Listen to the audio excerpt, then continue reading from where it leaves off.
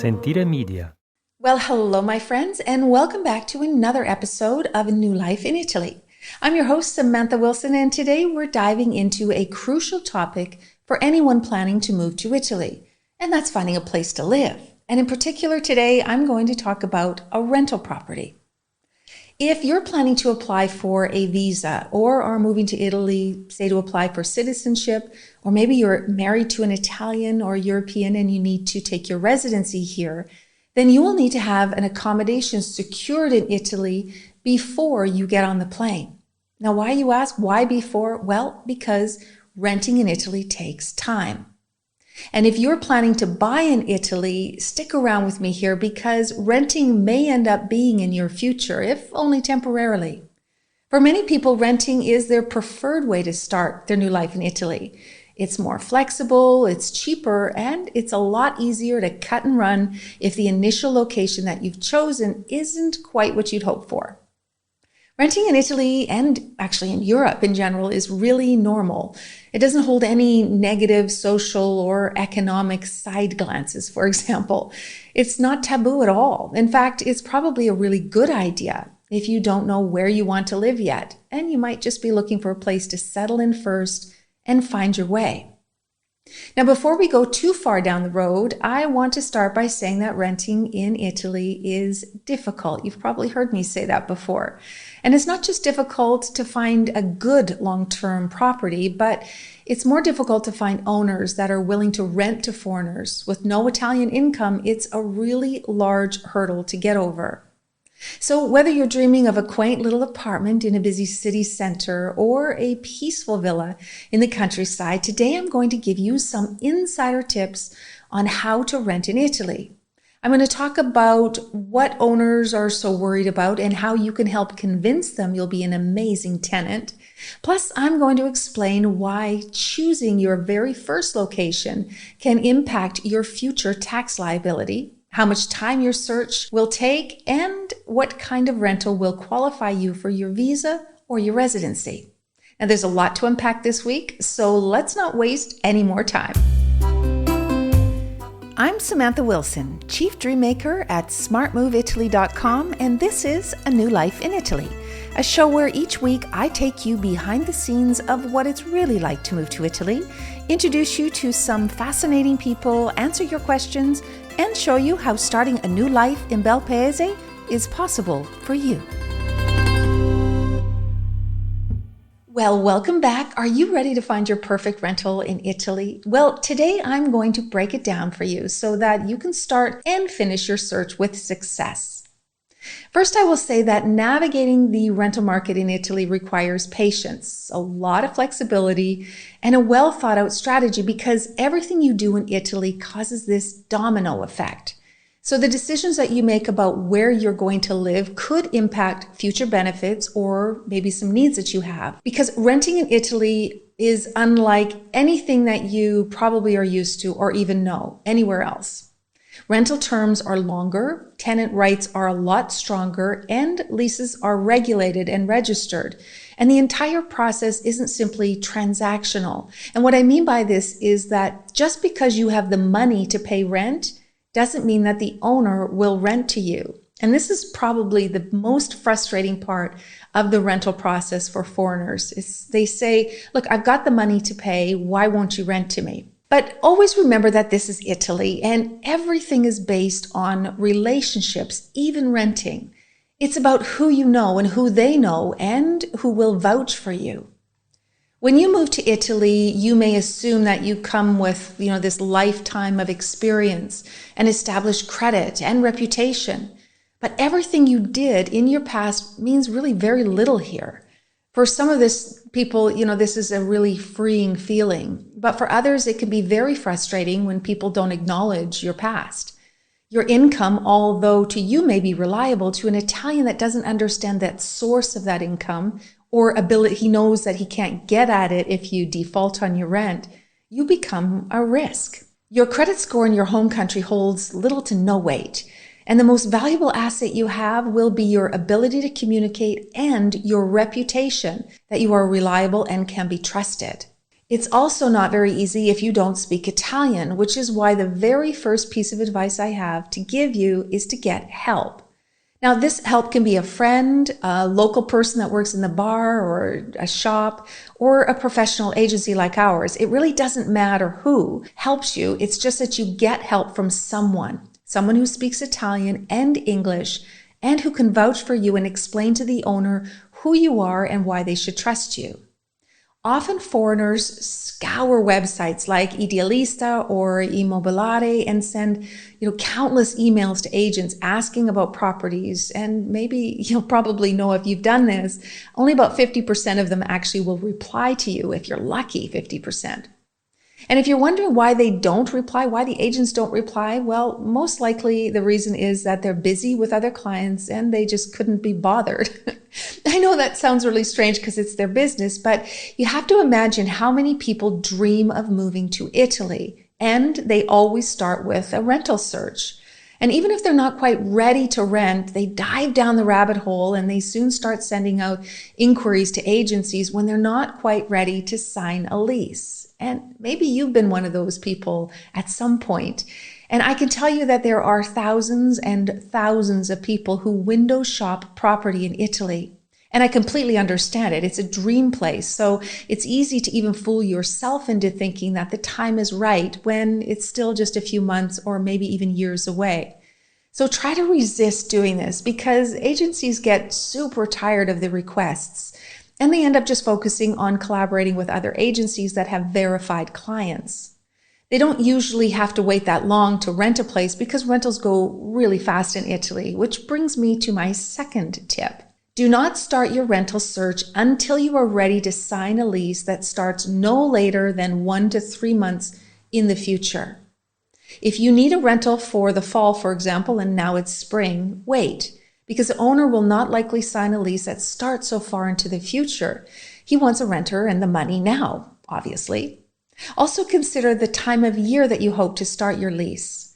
August in Italy is our holiday time, and most estate agencies are closed. Rental properties will be full of tourists, and owners will be either at the beach or up in the mountains, as they do in August. And the holiday in August is called Ferragosto, which consumes all of us. So consider that August is a complete write-off. Don't expect any agencies to reply or work for you during this month.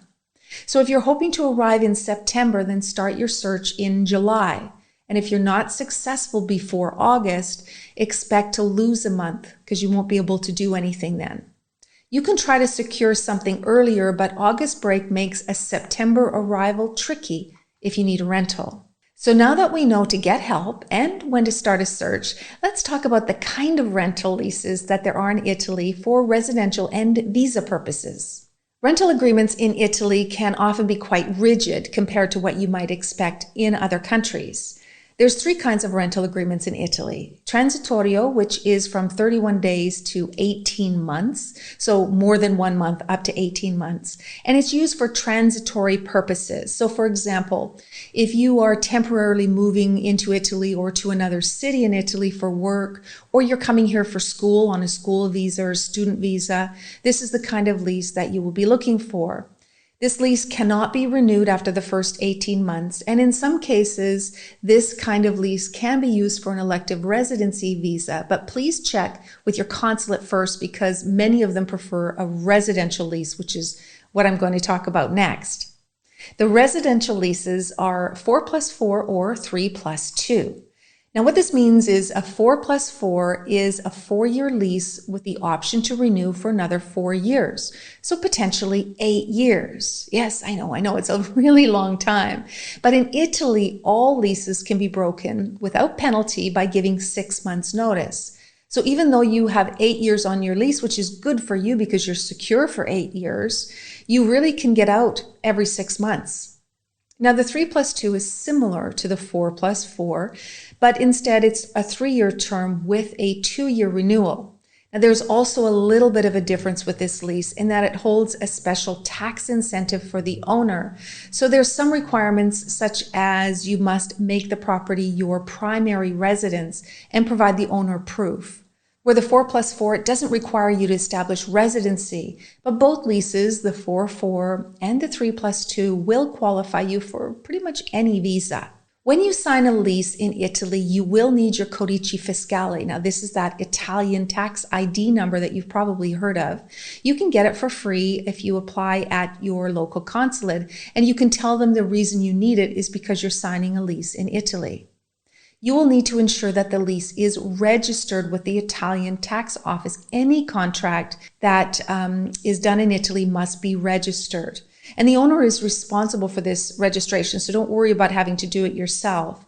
And depending on the agreement, though, there might be a little registration fee, but it's usually not too much. Once the lease is registered, it is official and the owner can't break it, except for, very specific personal reasons. So you can be pretty confident that it is yours.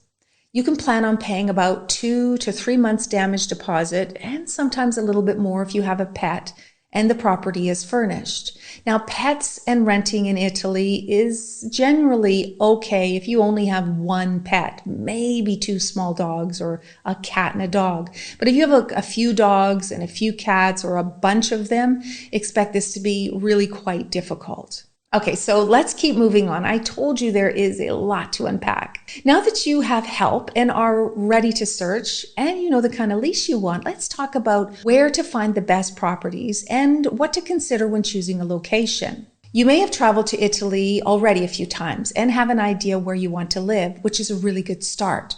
Now, I recommend that you try to narrow your search to a few municipalities within the province. For a reminder of a little bit of Italian geography, a region is big. It's like Tuscany or Umbria or Lazio. And a province is an area inside that region like Florence or Perugia or Rome. And inside these regions are actually cities and comune. And it's very difficult to search multiple regions like Tuscany and Umbria, for example, because they're really huge. And although they may seem like they're small, 3,000 miles away, they really are big. And there's lots of cities and areas inside each of these regions. So you should start by picking the largest center in the area that you want to live and draw a circle of about 10 kilometers outside that center and start your search there. The more specific you are about your search, the faster you will be able to find suitable properties. If you use this shotgun approach, you're just going to be all over the map, literally, and it's going to be very hard for you to compare a really good property to one that's not so good. Now, choosing the right location isn't just what you like, but what makes sense for you and your new life in Italy. Your vacation needs will be very different from your everyday living needs. You'll likely lose your driver's license, for example, after 12 months of residency. And if you're not 100% certain that you'll be able to pass that notoriously difficult Italian driver's test, then make sure that you choose a location with really good public transportation, even if you don't need it at the beginning. Otherwise, walking 20 miles across rolling hills to get a box of milk is not really living la dolce vita. Now, if you plan to establish residency in a 7% flat tax qualifying town, then the first place you establish residency will impact your ability to claim that tax relief. So don't think you can, move to Florence first and then later down to a 7% town. You could easily and quite unknowingly lose some of those benefits if you don't plan properly. You can search on major sites like Idealista, Immobiliare, and there's another one called Mi Affitto. Now, I have put the links into the show notes that you can take a look at, but if you have an agency helping you, they also usually connect with their internal teams to help match with the search. Now, once you have identified some properties that look like they fit, then you're going to need to decide if you can rent without visiting it in person or not. I strongly recommend that you do not make a specific trip to Italy only to search for a rental. The chances of finding a rental in that short trip is very, very slim because rentals go very fast and it takes a long time. So I recommend just save your money and rent with pictures or video. This is really how about 99% of people rent in Italy. Now, let's say that you found the perfect property and it's time to make an offer. Your agent or your friend or whoever it is that you have helping you is going to be invaluable here because there's no secret database of rentals in Italy that the agents have. It isn't like the search that's the biggest value. I mean, it's a value because they understand the location and can tell you the better places. But it's the negotiations, the security, and the ability to vouch for you that you're really going to need help. And this is where you will have to convince the owner that you are a good tenant and that you can be trusted. It's also the time that you will need to fully understand the lease, the terms, and your responsibilities. The lease is going to be in Italian, so Google Translate isn't always so reliable. Now, again, this is why you're going to need the help of a friend or an agency to make sure that your rental lease is safe. In some cases, you can negotiate the lease price and ask for a little bit of a reduction. It really depends on the property and the location and how popular it is. We can usually negotiate just a little bit off the price, which adds up over the course of the year. But the other more important part to negotiate is asking to change that out clause. Remember, reducing it from 6 months down to 3 months. And sometimes you can get some movement on the amount of damage deposit that you need to pay. Your agent needs to present your financial dossier to the owner. And this includes your bank statements, work contracts, investments, social security, any income, anything that you have to show that you can pay the rent. And this is your goal, to show them that you have enough money and that you are a reliable person. Now, be prepared to be rejected. I know this sounds really negative, but it is just a reality. Owners will just say no because they feel you are too risky. And don't take it personally, just move on. And also expect them to take some time to respond to your offer. No news in Italy does not equal bad news. It just means that they haven't made a decision. This was one of the best pieces of advice I had, decades ago, someone gave me. It's that no news doesn't mean they're no longer interested. It just means there's just no news here. So be patient. It can take a few weeks to get everyone to agree. Remember, some properties have more than one owner that have to decide on you as a tenant. All right, so let's say everything is perfect and you got the apartment you wanted. Congratulations. You will have spent several months, lots of emails with your agent or your friends. You've been looking at lots and lots of different properties, and you've worked really hard to convince the owner to trust you. Now you have a signed and registered lease that you can use for your visa and eventually residency in Italy. Now, it's been a long, hard road for sure. There's no question renting is hard in Italy, but you made it.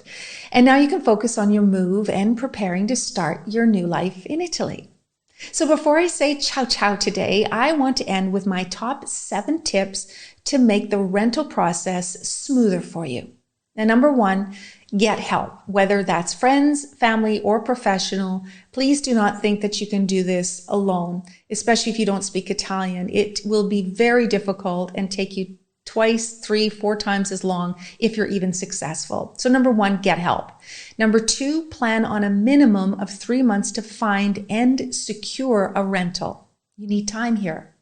Number 3, have your financial proof and your documents ready to send. Don't wait and then have to scramble to find it. Have your dossier all prepared in one file for an email.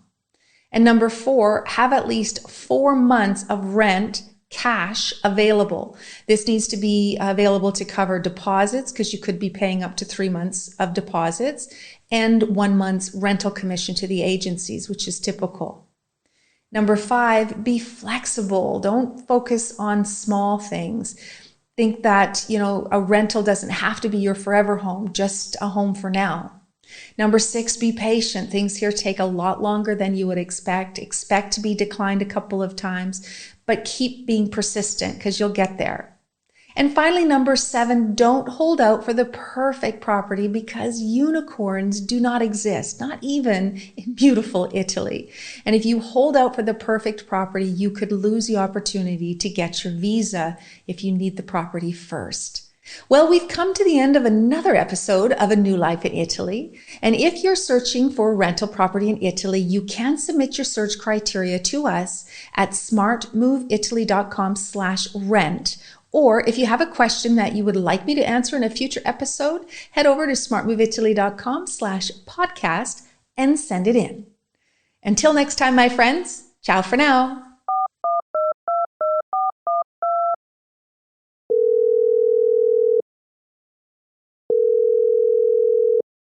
It's time for listener questions. Just like the old radio call-in shows, my team has picked 3 listener questions, all left on our voicemail.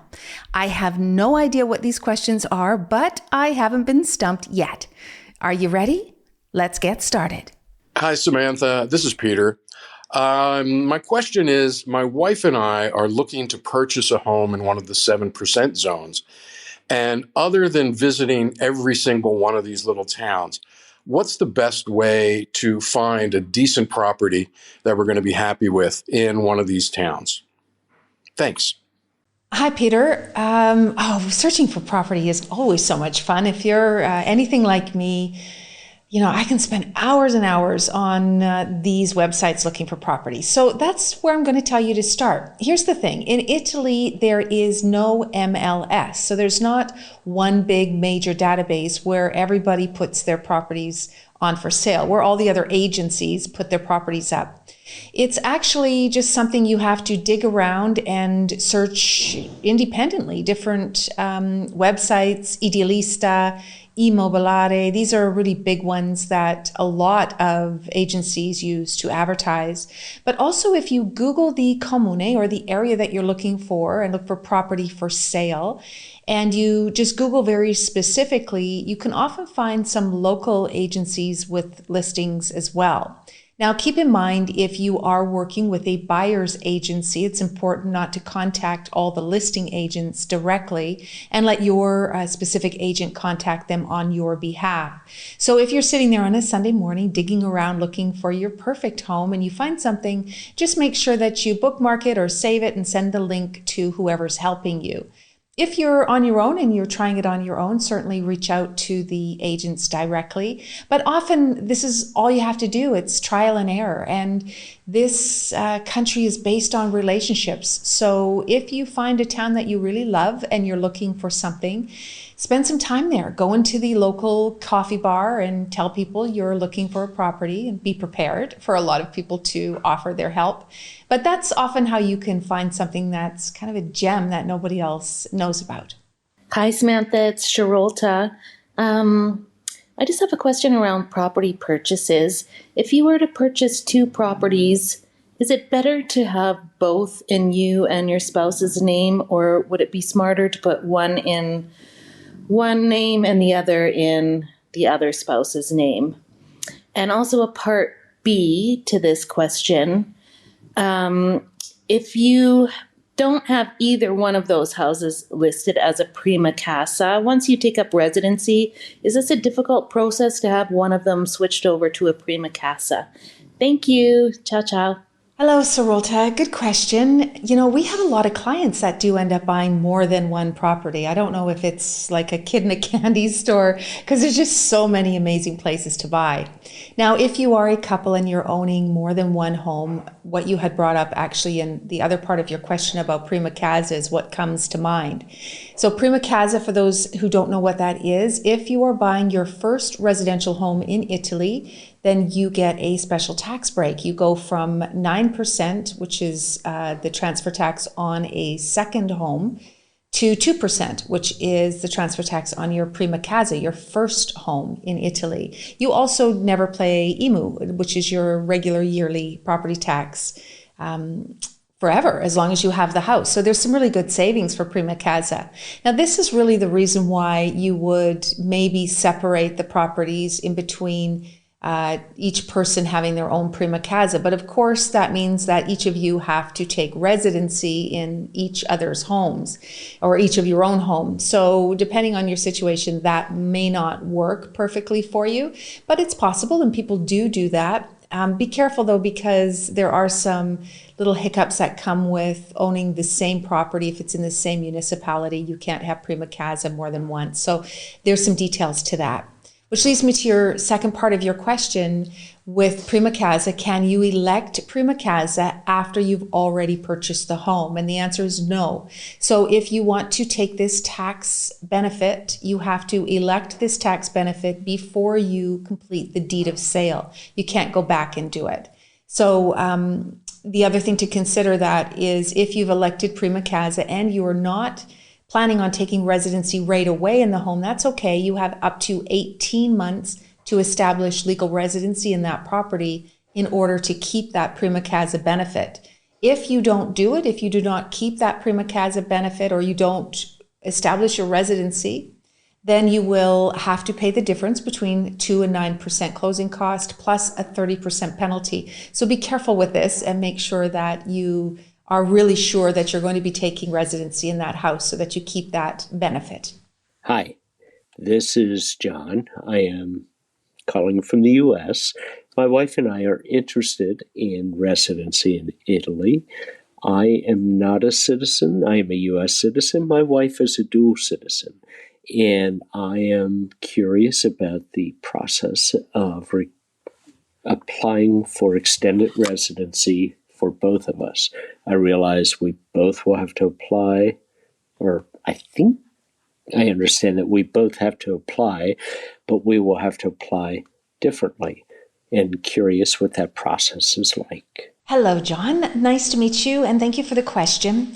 From what I understand, your wife is Italian-American and you are American. So what this means, it's good news for you. You do not need a visa in order to move to Italy. You keep bringing up the word extended residency. So I'm just going to make a bit of a clarification here. I think what you're asking for is whether or not you can move to and live in Italy, because this in essence is what we call residency here.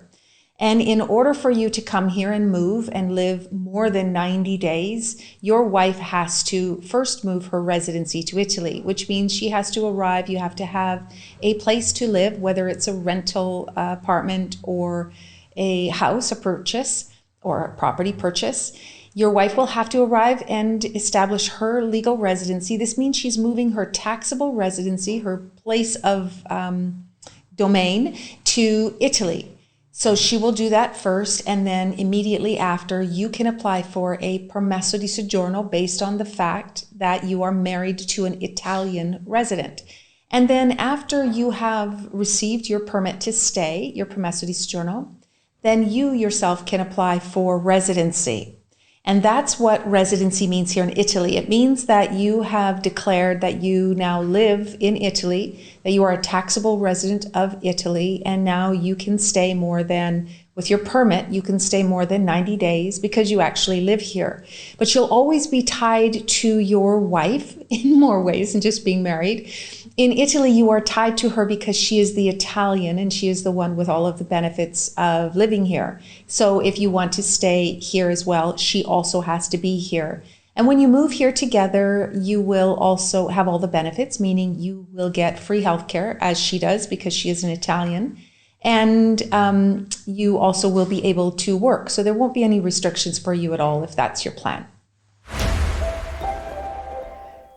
Well, that's all for this week's episode. Thank you for listening. If you have any questions about visas, citizenship, property, and well, really anything about moving to Italy that you would like me to answer in an upcoming episode, please feel free to send us a voicemail at our website at smartmoveitaly.com/podcast, or just click on the links in the show notes. Thanks again for listening, and remember, you can find all of the resources and the links to the people and the places that I mentioned in this episode inside the show notes. Ciao for now.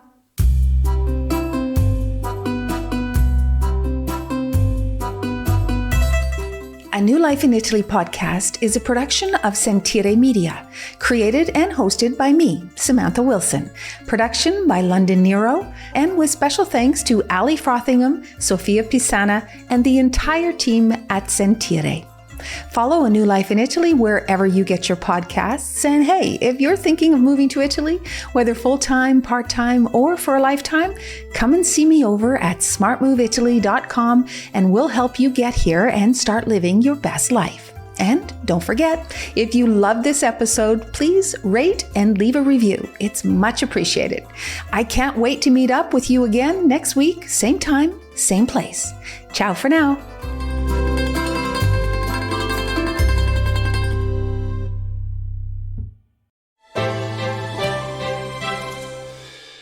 Hey, podcast producers and show hosts. Do you want to join a podcast network that celebrates all things Italian? At Sentire Media, we understand the allure of Italy and its unique culture. Our devoted team of hosts and producers are all driven by their shared passion for Italy. And we work tirelessly to create the best lifestyle podcasts and content that will whisk you away to the very heart of Italy. With us, you can savor the mouth-watering flavors, get lost in the stories from the past, break down the cultural barriers, and truly immerse yourself in the vibrant traditions of this intoxicating country. If you have a great podcast idea or are already in production and would like to join Sentire Media, head over to sentiremedia.com, that's SENTIRE media.com, and find out how to submit your show.